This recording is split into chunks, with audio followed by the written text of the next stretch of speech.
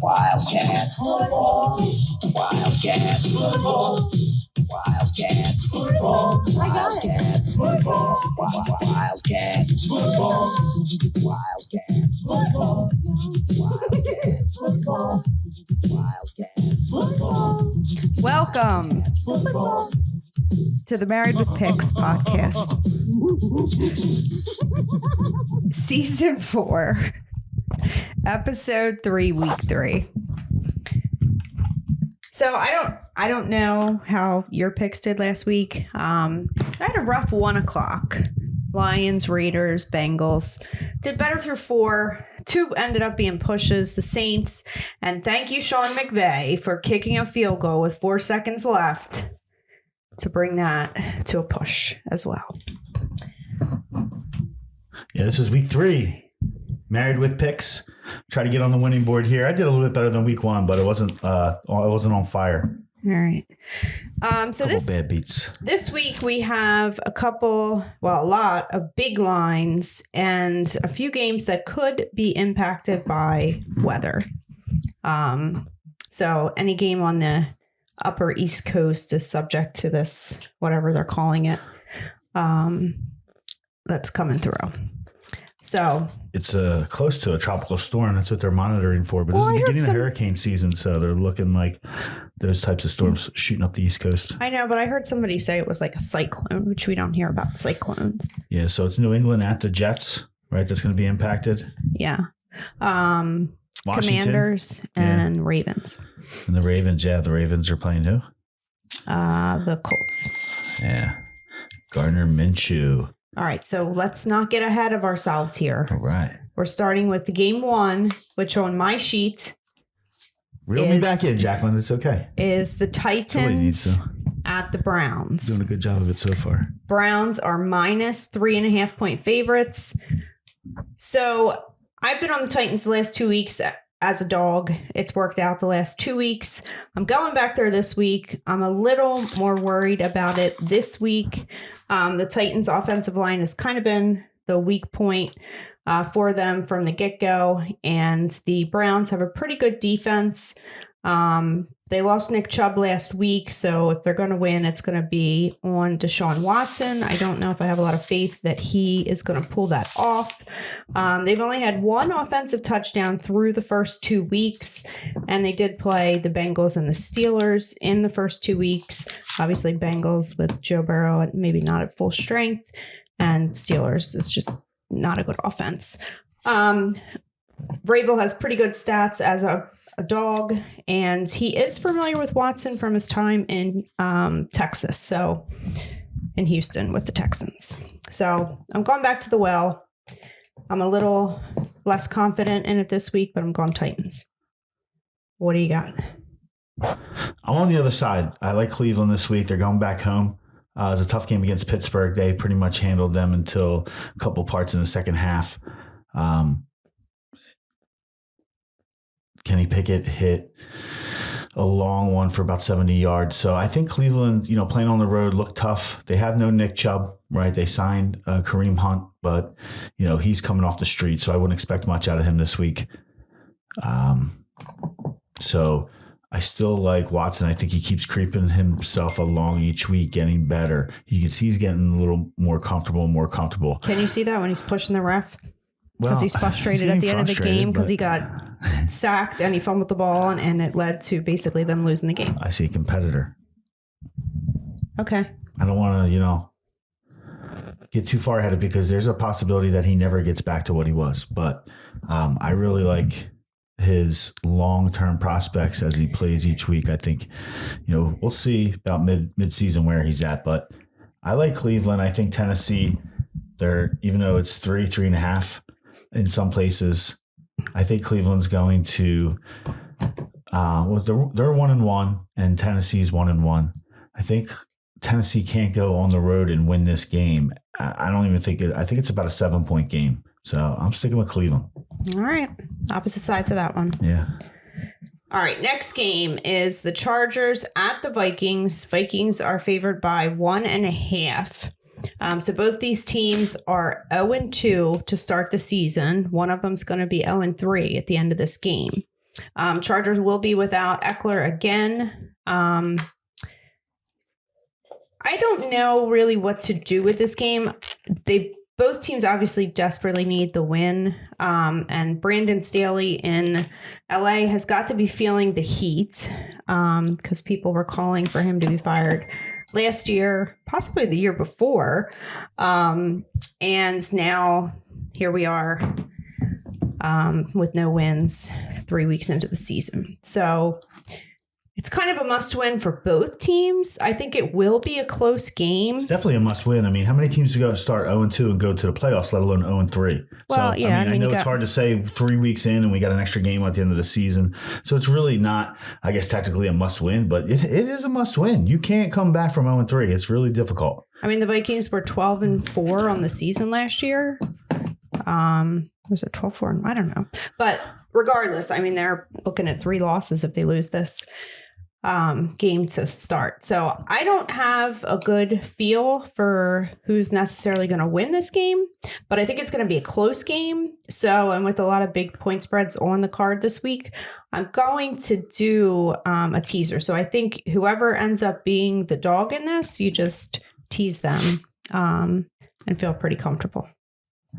I think, it's what the line's 1.5 in one place, but it's basically a pick, right? I want to take Minnesota because they're at home. They should have won the game last week on the road against the Eagles. There's a couple of key mistakes.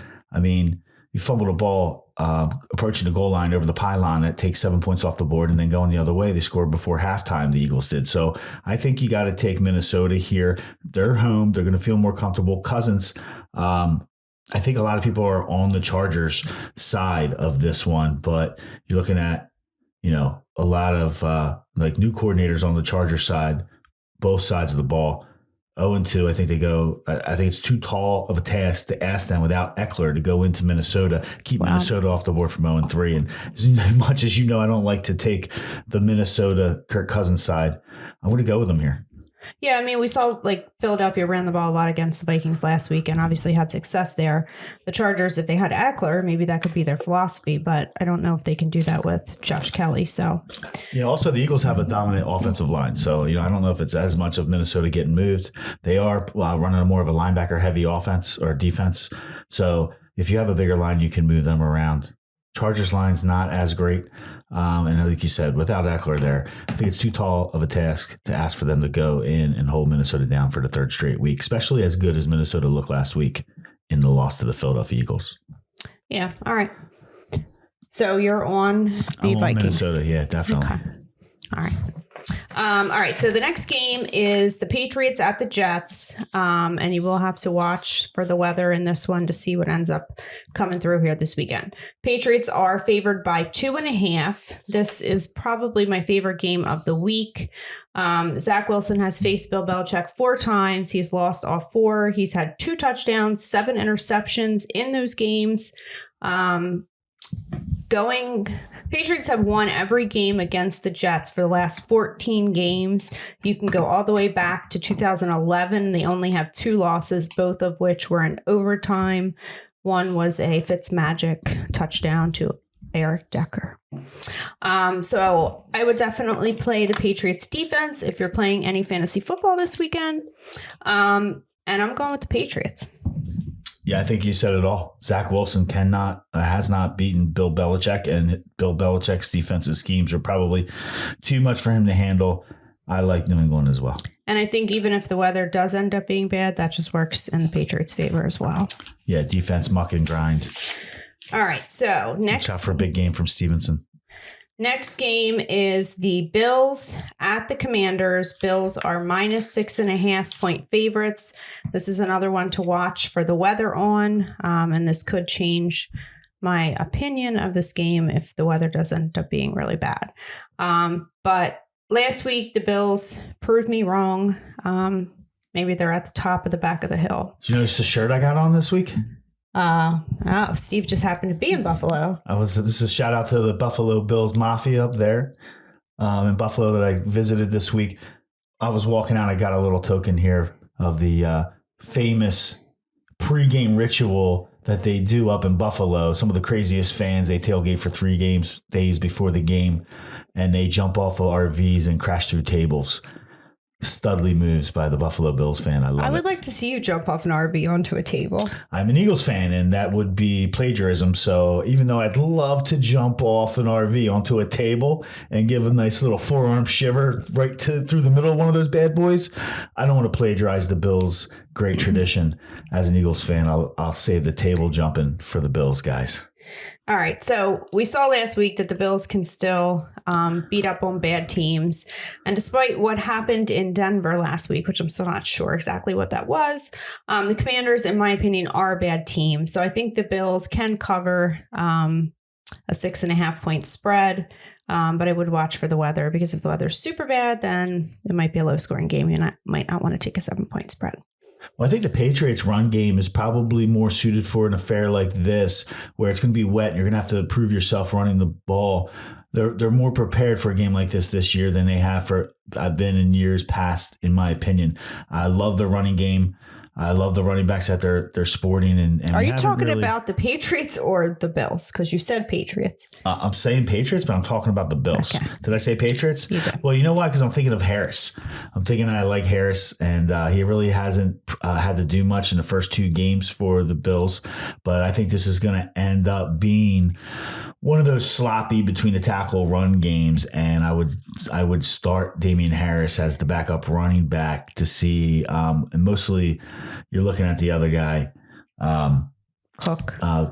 James Cook, getting more receptions so far this season and actually running the ball. So I would look for the Bills have to force the run here in the bad weather, but because of the bad weather, I'll say the Bills will win, but I'm looking for the home dog to cover. I'll take Washington in the points. Okay. All right. This would be a good game to put in a teaser, basically money line bet on the Bills. I would go either way, on the teaser. All right. So the next game is the Texans at the Jaguars. This is a division game, correct? Yeah. By the way, we're in different orders, so that's why it's screwing me up a little bit. I have to mix my papers up.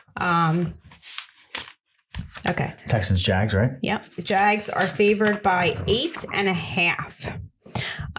So last year, early in the season, they played a bit of a defensive battle, ended in a 13-6 win for the Texans. The Texans have actually won 9 out of 10 of the last meetings. Obviously, these are 2 teams that have changed significantly over the years, but, I was on the Texans last week. I felt like it was a huge mistake, and you did win the one bet that we placed because I threw this in at the end as the bet for the week, and that was not smart. So anyway, I'm going to go Indianapolis, right? Yeah. Yeah. So so you have 2 wins and I have 1 win on the season. But I'm going to double down and go back to the well here. I don't think the Jags deserve to be 8.5 point favorites. Everybody seems to be all over Trevor Lawrence. I haven't seen anything spectacular. It's a division game. They always play tough. So I'm going to have to take the points and go with the Texans and go Nico Collins. Yeah. And who's throwing him the ball? That's CJ Stroud? Yeah. His reception total is 4.5, which seems like ridiculously low. Before we even start, can I get 8? I'm not making the same mistake. I'm not taking the Texans. You just said you were making the same mistake, and you do like the Texans. I'll take picking Jacksonville. the Texans, but I'm not betting you the Texans. All right, I like Jacksonville. I think they're going to blow them out here. CJ Stroud is the reason. I mean, he hasn't looked that good, and look at the first 2 results of the Texans this year. They went on the road to the Ravens and lost 25-9. Then at home last week, they followed it up with that Colts game you talked about, 31-20. On top of that, so they haven't looked good. They haven't even looked close to covering an 8-point spread. I mean, they're close, but not covering. So on the flip side, you look at Jacksonville. What I really liked out of Jacksonville was the win week 1 against the Colts, which was about 31-20, and it was around a 10-point line. So they were able to cover that game and hold on late, where this was a classic backdoor situation, and the defense did not give up and allow the score late in the game. So 1 week to the next week, I just like the fact that their defense was still playing and didn't let up the late score. For that reason, I'm not scared of that big line, 8.5. I would go up to 10, blow out Jacksonville. Survivor pick all day. Okay. All right. So Now, I don't like division games for Survivor pick real quick. That's one of my rules is don't bet division games. But this is one exception I think you can make. Okay. Very confident in that. You just love Trevor Lawrence, don't you? I do love Trevor Lawrence, and I still am waiting for them to jump out. Look out for a big game from Zay Jones. Still waiting. Watch for a big game from Zay Jones. What happened to Calvin Ridley, by the way? Zay Jones. Calvin Ridley looked good. In week 1. Well, I just told you, Zay Jones. He's the one you have to look out for. They had 2 touchdowns called back where he couldn't get the second foot down last week. So they are targeting him, and they're all so close. It's just a timing thing. That once Trevor Lawrence and Zay Jones get on the same page, and then you throw Ridley in there, who looked really good week 1. This team, believe me, towards the end of the year, if they can stay healthy, they're going to be tough. They're going to be a tough out in the playoffs. Okay. All right. Next game is the Colts at the Ravens, and this is the final game subject to bad weather. We have Richardson. It will be out at quarterback for the Colts. Gardner Minshew will get the start. Mustache. Now he came in to the game last week and finished it out well, but I kind of feel like that's his MO. Like you guys had him as your backup last year. The Eagles. At some point he played like decent, but then when he actually had to start, it wasn't good. He's a good backup, not a good starter. I agree. So, and Minshew actually played against the Ravens one time prior when he was the quarterback in Jacksonville. Now, there was like a revenge narrative there for some of the defensive players from the Ravens, but they took it to him pretty good in that game. That was back in 2020. He started that game with a sack in the end zone for safety, and the Ravens won 40-14. I don't know if they're going to come after him quite that way in this game. But it's the Ravens are favored by 8.5, and that feels like a big line to me as well. I think the Ravens probably do win, but I probably want to put them in a teaser. Yeah, I just think it's too many points. Oh, and one other thing, I forgot. I had to write it down here because there's so many.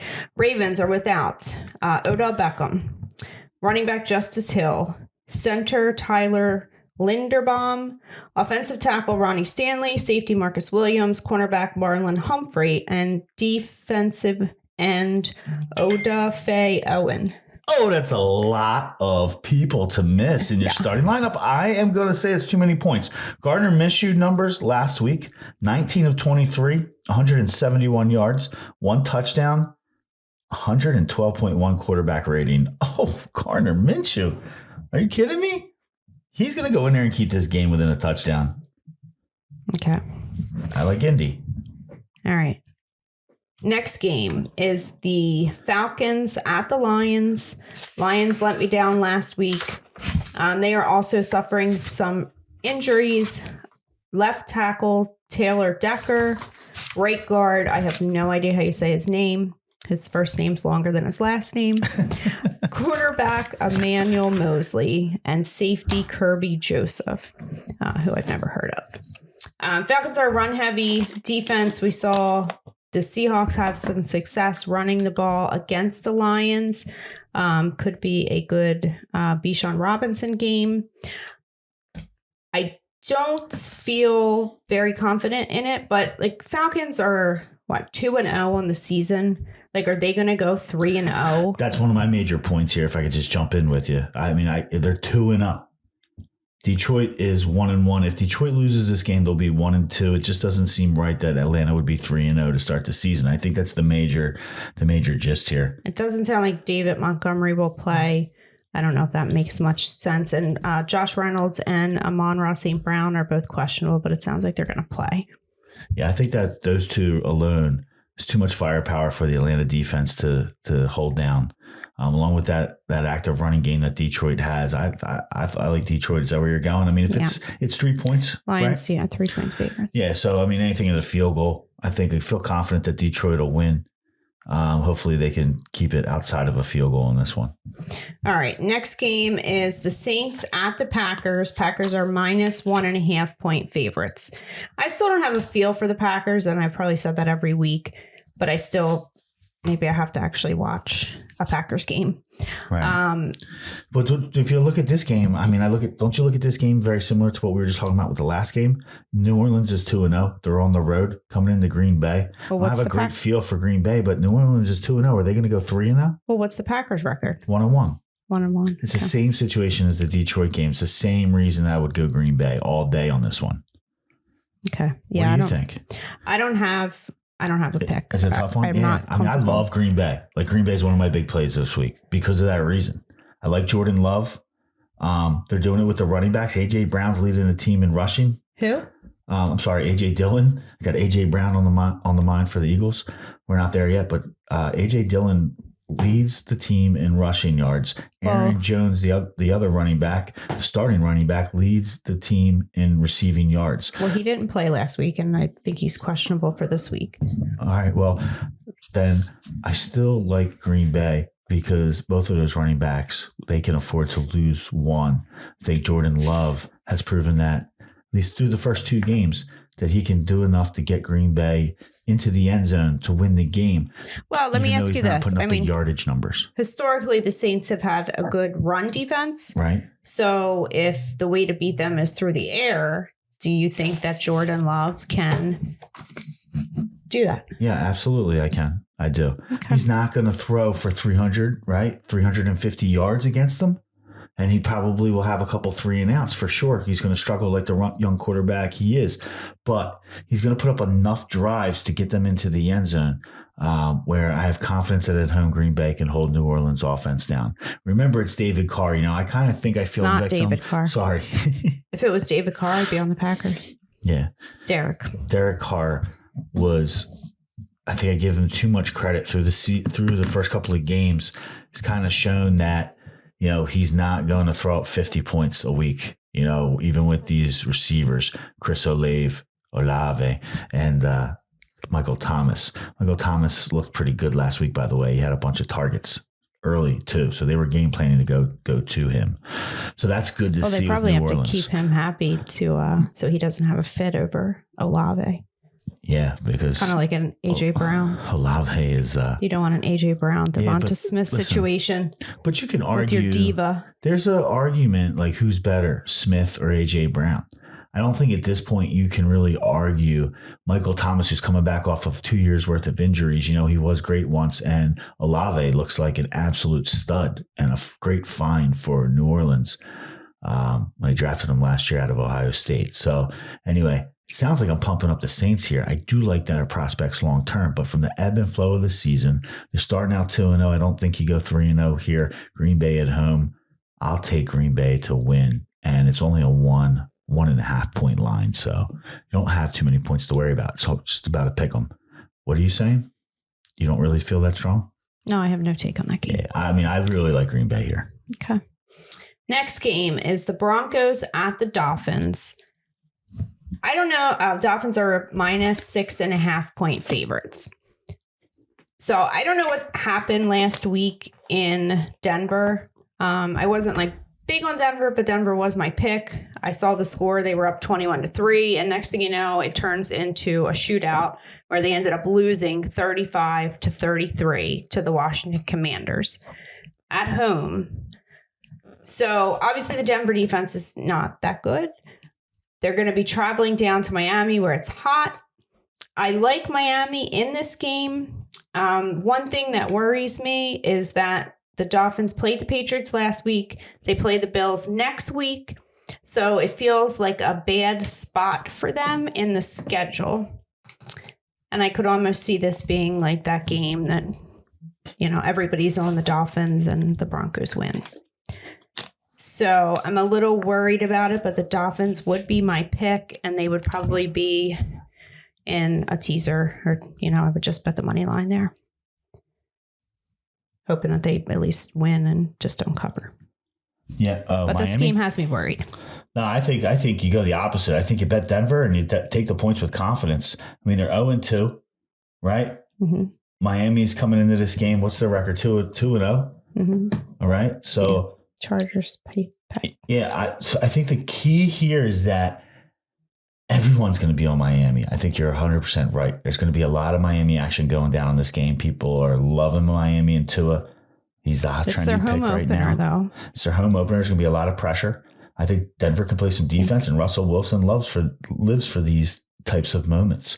I mean, it's a 1:00 game. But okay, if you couldn't get it done against the Washington Commanders, how are you going to get it done against Tua and Tyreek Hill and it's a new coach. It's Sean Jalen Payton. Waddle? You gotta take into account some of these guys, and for the most part, I'm going against the team with the majority of the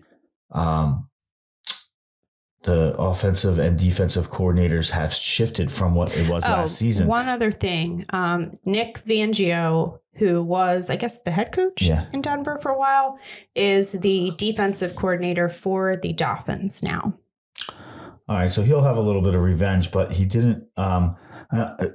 I mean, it's obviously, enough. it was before Russell Wilson was there. Yeah, that was the point I was going to try to make, was that it doesn't have much on him having an inside book on Russell Wilson, because he had an intimate look at him, because they're passed in and cross. So I don't think it's as impactful.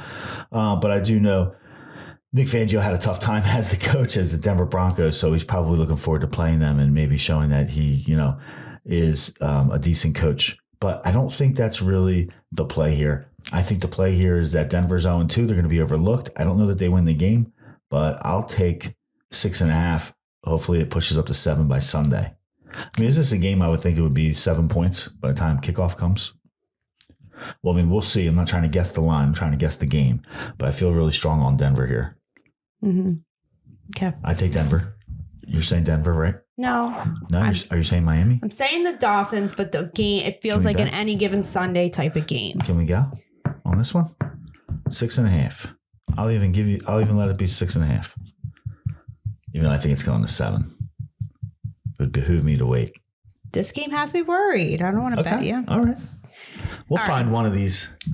Next game is the Panthers at the Seahawks. Seahawks. I stopped keeping track of what games were picking the same, because I think when it came down to, at least last year when I was looking at it, the games where we're in agreement have a high winning percentage. You and I go back and forth. Like, you have a great week, I'll have a great week. Sometimes we'll have great weeks together. But when we overall pick the same picks, they have a high winning percentage. So that's really what you're looking for. Okay. All right. The Seahawks. Talking to the fans out there. Seahawks were favored by 6. Earlier today, it did move down to 5.5 on FanDuel since then. So Bryce Young is out at quarterback. Andy Dalton is in. So I don't know. I think you can run on the Panthers. It could be another big game for Kenneth Walker. I got to go Seahawks. But the Seahawks are like this team that they haunted me last year, and they've haunted me so far this year. What do you got? I have a slight play here on Seattle. I mean, Carolina's 0-2, but they deserve to be 0-2. They deserve to be 0-2. They're one of those teams where they have both offensive coordinators have changed, and the defensive coordinator and the head coach has changed. So when you have that much change going on one team, plus you throw in the rookie quarterback that they're running out there, it's going to be tough for them to go into Seattle. Did you not hear what I just said? What did you say? Bryce Young is out. Okay. Andy Dalton is in. Well, Andy Dalton makes not much of a difference. I think he sucks. So it probably is the same. Like, he's a little bit more veteran and might be able to put some more points up on the board. But I think Seattle's really going to give it to him at home. Andy Dalton is just perfectly content to be the backup and sit on the bench and collect his paycheck. And when he finds out that he has to go into a game, he's like, oh. Hell no. I do. Andy Dalton. Nah, I don't know about Andy Dalton, because Andy Dalton is a rare quarterback that's, I think, pretty much has started since the beginning. He was looked at as up until a couple of years. TCU, coming into the Bengals. He was a quarterback pretty much right away. So he's used to starting. I mean, up until the last couple of years, I think it gives him even more desire to stay in the league and try to. I think he just wants his paycheck and he wants to sit on the bench. I don't think he's that kind of guy. I think he is. I mean, I think Flacco is the type of guy that just red hair. wants to. Well, he did get beat up pretty bad, so maybe there's a chance he's just collecting a paycheck. All right. Regardless, I mean, it's not a big play for me, but I think you have to take Seattle at home here. Well, anytime you say that, that's when I get worried. But okay, yeah, I'm on the Seahawks there. All right, next game is the Bears at the Chiefs. Chiefs are favored by 12.5. So lots of drama in Chicago. So Justin Fields at a press conference the other day or whatever said that he feels robotic. And he plays better when he's thinking less. A reporter asked what's causing him to think so much. He said could be coaching. Shortly thereafter, he either chose to or was encouraged to walk it back and say that he would never blame the coaching or his teammates, that it's all on him, blah, blah, blah. Meanwhile, they're trying to teach him how to read a damn defense, and he's too stupid to do it or to try. Let me finish. The defensive coordinator, I don't remember, it was like Alan Williams or something. I didn't write down his name. Resigned earlier in the week. Really? He cited health concerns, but there's been some reporting that his house and potentially the Bears facility were raided by the FBI. We're not going to talk about the reason behind it because I think YouTube will not like that. So lots of drama, not good leading up to going into Arrowhead for this game. I definitely think the Chiefs win. I don't necessarily feel comfortable with the 12.5 points, but I would tease it down or do like an alt line down to like 9.5, something along those lines. What do you got? I don't really. Bears. Chiefs. Listening to you, it makes it sound like I want to go Chiefs, but I don't really like this game. Okay. Too many points. It's a lot of points. Yeah, I'm not huge on Kansas City right now. All right. Speaking of a lot of points, the next game is the Cowboys at the Cardinals. Cowboys are also favored by 12.5. They did have Trayvon Diggs go down at practice. He's out for the season. Obviously, the Cowboys defense has been beating up on some teams. Week 1 against the Giants, 40-0. Last week, 30-10 against the Jets. Now they face the Cardinals, who are definitely one of the bottom teams in the league. It's a big line. It was a big line last week. I think it was like 10. So, I mean, they certainly can do it. Josh Dobbs, I don't know if he's prepared for Micah Parsons to be coming at him. So I can see it, but it's too big a line to just bet. Yeah, I mean, it's a high line, but I'm not going to take Arizona on this one. No, I wouldn't either. I would probably tease that one down too. Even with the dramatic injury that happened this week with Diggs, I think Dallas has enough to.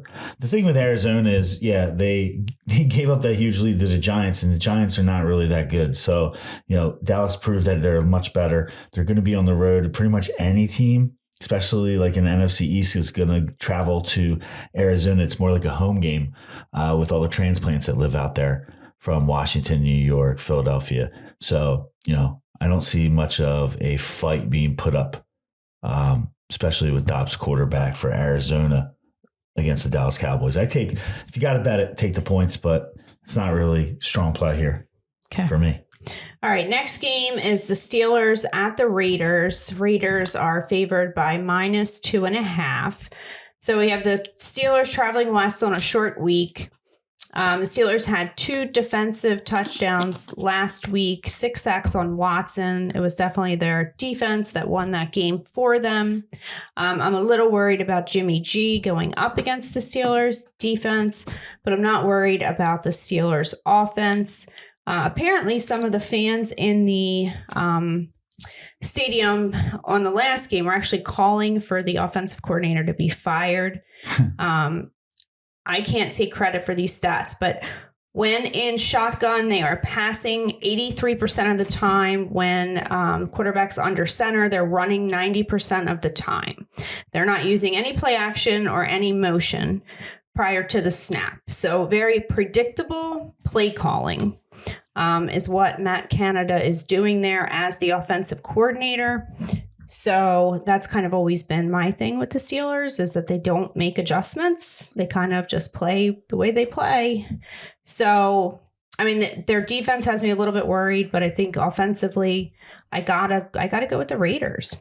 The best meme I saw this week, I think, was of the offensive coordinator for Pittsburgh as a Halloween costume that said high school offensive coordinator Halloween costume. It's pretty creative.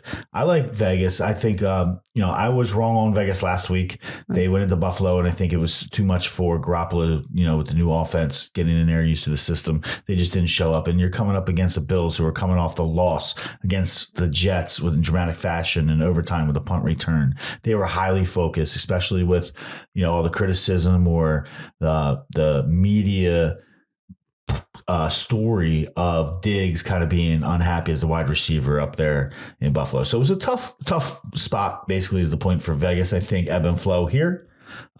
Pittsburgh just come off the win, short week. They travel to Vegas. Vegas wins this game. I like Garoppolo to be able to manage. It's going to be like one of those tight ones, maybe 24-20, 24-14, but I like Vegas here. It's only 2.5, less than 3 points. Okay. All right. So we're on the same side of that one. All right. Next game is the Eagles at the Bucks. Eagles are favored by -4.5. I'll let you take the lead on this one. Well, I was going to let you talk about this one, and I was just going to come in here with my pick because how you suggested that I don't get so wordy. Well, here's the podcast. I think this is one of the spots where we can agree that I could cut a little bit down. Well, let me ask you a question first, because I kind of thought that last week when the Eagles played the Vikings, like Kirk Cousins is one of those quarterbacks, like if you can get him uncomfortable, pressure him, then you can get him off his game and you can win. Now, Baker Mayfield, very similar. Like if you guys are going to get to him, you're going to make him uncomfortable. And I would easily pick the Eagles. But the fact that you didn't do it last week against Kirk Cousins, are you going to do it against Baker Mayfield? Like, are you able to? Is the defense not as good this year as it was last year? I don't think I think they actually have more talent than they did last year. The problem is that they're young. Right. So you replace a Hargrave, who was an all-pro. And believe me, it's tough for me to say that anybody's better than him because that guy was awesome. With the number one defensive tackle coming out of the draft, that guy's an absolute stud and should have been the number one pick overall. That the Eagles luckily got him at 9. They have an injury with Vontae Maddox in the slot. That's going to hurt. But, I think the problem is that we have a new defensive coordinator. He's not used to calling. Sean Desai has called one season, I think, defensively for the Bears 2 years ago before he got the defensive coordinator role with the Philadelphia Eagles. So the problem is them kind of getting on the same page with the play calling.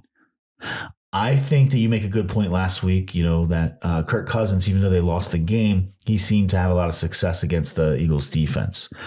I think this is a bad spot for the Eagles. The Patriots had more offense against you guys in week 1 than I would have expected too. So yeah, but remember they got a lot of their offense late in the game when they were playing comeback. So you tend to play. I wouldn't say that. It was what 16 to 0 at halftime. Yeah, right. But that's not like halftime. 16 to 0. And then what 16 happened? 16 to 0. Who were playing? 16 to 0 means that New England scored all their points in the second half. You genius. I know, but it wasn't like you were up like 35 to nothing. Like 16 to 0, that's a football game. The point is they had no points. And they did come halftime. Back. And I said they scored all their points in the second half. And then you said that they're only up 16 late. You said late in the game. I don't. What, the second half early or late in the game? But it's not like late. I could go all day. What? Really? It's half the game. It's not late. Yeah, it's the second half of the game. It's not the first half, which is early. Second half, late. You get it? We're going to have to sit down and go to school again on football. It wasn't like garbage time. All right. So anyway, I digress. I'm going to cut to the chase here. This is a bad spot for the Eagles. I think somebody could argue, if you're looking at this objectively, that they got lucky in both of their wins. And that even though I think the true heart of it is not that the Eagles are bad. It's just, again, even on the offensive side of the ball, they have a new offensive coordinator who's not calling plays well. We all saw how they started to run the ball last year. And kind of when the Eagles have gone on the run in 17, and when they went on the run the year after, there was like an early game where it was an epiphany that the offensive coordinator started calling more runs for the running backs. And the running backs, three-headed monster in 17. We're not going to be able to run Clement, on that. And Ajay, I think that maybe this is a wake-up call and they could run the ball more and spread the ball around with their plethora of running backs. However, I don't know that they go on the road after winning 2 games that they could have arguably lost, especially last week. I mean, you fumbled the ball over the pylon, when you should have scored a touchdown. That's the difference in the game right there. And that's the best receiver in football. So, I mean, it's pretty lucky that happened. I think even though Baker Mayfield is not somebody that, exudes confidence against this Philadelphia defense, I think Tampa squeaks one out here. They're getting 5 points. Even if Atlanta wins the game or if Philly wins the game, which they damn well could, I wouldn't give more than a field goal on the road on a Monday night game. I think you got to be crazy to do it too. And I'm a huge Eagles fan, so I'll take Tampa all day. Are you really taking Tampa Bay? I'll take the points all day. Really? I'm shocked. You want to go against them? I mean, all right. Well, because and I'm trying to be as objective as possible. I think they got lucky the first 2 games. I don't think they're solved anything. It's something that where I think their problem is with the Eagles, it's something that is going to slowly improve throughout the season and can improve in great manner. But what scares me is that if you can't call plays, you don't just miraculously learn how to call offensive plays. Like, you can get better and be a good play caller. You don't have to be good right away, but not everybody can call plays. And it's not a guarantee that just over time that you'll be able to understand what you need to do from a mix up the run and pass and, play design. So it's going to be interesting to see here if the Eagles offensive coordinator can get his act together. I don't think it's going to be this week. I have one other question for you. Please. Can Jalen Hurts read a defense now? No, he's not sitting back there like Joe Montana going through read after read, just like Justin Fields is complaining because they're trying to make him make reads. It's too difficult for him. It's too difficult for a lot of people, but he can get better if he sticks with it. And that's the key. And what I see in Jalen Hurts is somebody who has possibility to be able to read it. But again, just like I said about the offensive coordinator, it's not guaranteed that you can, as a coordinator, end up calling plays better. You might not be able to ever do it. Just like that in a quarterback, you might not ever be able to, no matter how much you practice, be able to read a defense and not get confused because everything has to happen so fast. Okay. So I have confidence he will get there, but he's not there yet. But the reason I asked the question is because you guys played the Bucs, in the playoffs in 2021, and there was that clip of one of the guys, one of the coaches saying he can't read a defense. He can't. So Todd Bowles, that's exactly what his approach to this game is going to be. He can read it better. He can confuse. He can read the defense. I think he knows what he's in, but he's not at least mature enough to be able to scramble within the pocket to make the play. He started doing that a little bit last year. He's not there this year. He appears to be, and maybe it's not him necessarily. I mean, he looked more advanced last year, clearly. And maybe it's the whole offense as a whole, and we're trying to get the ball out so that we can help the offensive coordinator as well. Maybe there is just 2 reads in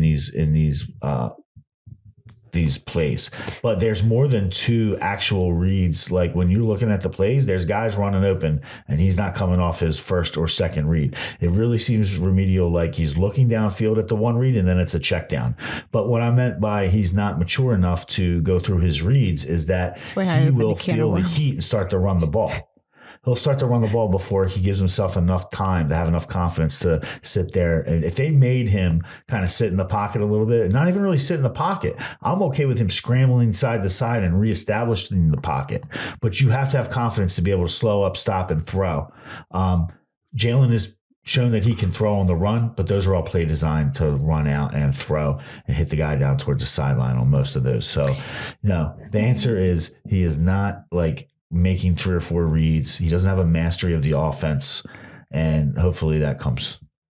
All right. So, I mean, my original thought on this game was it's Eagles defense versus Baker Mayfield. And then I had all these other thoughts about Todd Bowles and all that stuff. And I really, really, really hate to pick Baker Mayfield, but I think I'm going to take the Bucs. I think I have to. I think Baker Mayfield can keep them close to the game where I think the Bucs defense could, they're going to bring the heat. They're going to blitz Hurts. And if Hurts could stand in there and deliver the ball deep, I think they have an advantage on both sides with A.J. Brown and Smith to be able to make deep plays. But we'll see. It's early in the season. They weren't really hitting in camp, so they're not at full game. They're still like mid-season form. Does that make sense? I had a stat. I didn't write it down here. I have it written down downstairs, but Jalen Hurts has like the worst success rate, like throwing the ball to his receivers in the whole entire league. So this season, yeah, it makes sense. I mean, that's part of AJ Brown's frustration the last game on the sideline is because he's not getting a lot of looks. He's also, not part of his frustration is seeing Devontae Smith catch a bomb for 67-yard touchdown. Yeah. I mean, that's what his frustration. Meanwhile, he has like 6 targets for 29 yards. So it's common. Right. AJ Brown just needs to be patient. All right. Anyway. All right. So you're on the Bucs. I'm on the Bucs. But see, I feel like anytime you take the other team, then the Eagles win. Are you like reverse psychologying this whole situation right now because you want the win? Well, as I talk about it, I'm debating whether I should tell the fans out there to take the Eagles because a lot of times when I'm against the Eagles, they win. Yeah. But I'm not trying to reverse psychology anything. I don't like the way they looked. I think I nailed exactly the reason why they look so poor, and it's not the talent on the field. But some of the talent on the field is just young and fresh, like your rookies. Like a Nolan Smith hasn't really done much, got much playing time. That guy's going to be an impact player when he gets a chance. All right. I don't know. This will be an interesting game to watch. It's either going to be like an absolute blowout or it's going to be a close game. Yeah, Jalen Carter, I mean, it's just a difference maker. I think it really comes down to Baker Mayfield, honestly. The whole difference maker with the Eagles is going to be when Jalen Carter like arrives as the next Warren Sapp. Like he's showing signs of it, and it's showing signs of it early. So once he gets his act together from being a professional standpoint, watch out for what's going to happen with the Eagles defense. Okay.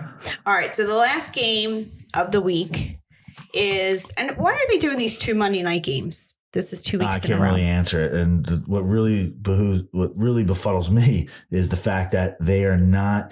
It seems like the whole purpose of putting these time differences is so that you don't have to sit through the half times because you'll have a team playing. But I don't know why you would start a game at 7 and then follow one, less than an hour later. I liked where they were, starting one at 7, starting one at 10. They used to when they started the doubleheaders on Monday night, but I don't understand why they're starting one. It's at 7:15 and the other one at 8:15. All right. Anyway, the last game on the list is the Rams at the Bengals. Bengals are favored by -3. It did move down to -2.5. Rams have come out this season much more competent than I expected. There is a question mark as to whether Joe Burrow is going to play. Now, I don't know if the calf was ever like good, but I think what they're saying at least is like he re-aggravated it in week 2. And there's some weird like story circulating about like apparently the president of the Bengals, Mike Brown, rides a golf cart around the facility while they're practicing. So he picked up Joe Burrow, took him for a little circle around, and then dropped him back off. And they said that Burrow didn't look like happy when he got off. So I don't know if like he's telling him like you're not playing. I don't know. But that was kind of like the speculation. If Mike Brown is making any decision, there's a problem. Like Mike Brown is not going to make the right decision. He should just get out of it. Mike Brown just paid him $275 million.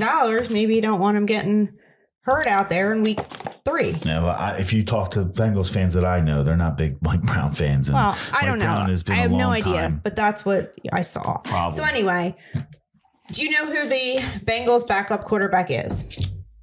Oof, that's a good question. I should know who it is. Because I would have thought it was like, who's that Allen kid or something? I never heard this guy's name. Jake Browning.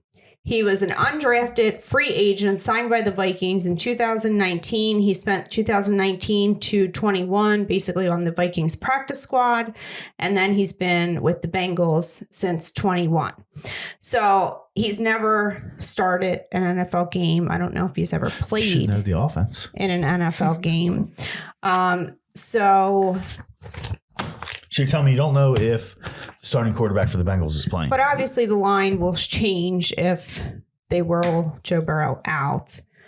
But I think under the circumstances and the way Burrow's played the first couple games, you got to take the points with the Rams. And don't worry, because Sean McVay will kick a field goal at the end to give you the backdoor cover. Do you know what I'm wondering is, do you think we could get our ratings up if you did some kind of flying off a ladder onto the table? I'll only do it if you do What if you did it first. in a bikini? People would probably be more interested to see you do it than me. No. I think if you got in a bikini and Hey, climbed up on a ladder and jumped on the table, post the slip and ratings are slide going video. through the roof. All right. So do you have a pick on this last game? People love to see 40-year-olds do a slip and slide. It's hilarious. I don't have a pick on this game. Okay. All right. So that's going to do it for us for week 3. Don't forget to like or subscribe. You got to be the promo guy because I'm not real good at it. Well, You're a natural salesman, Steve. Come on. I just did it. Step it up. Where's I just covered your tracks for forgetting to say it in the opening. Where's the exit music? Oh, that one is a loser. All right. That's going to do it for us. All right. Peace out. Go Birds.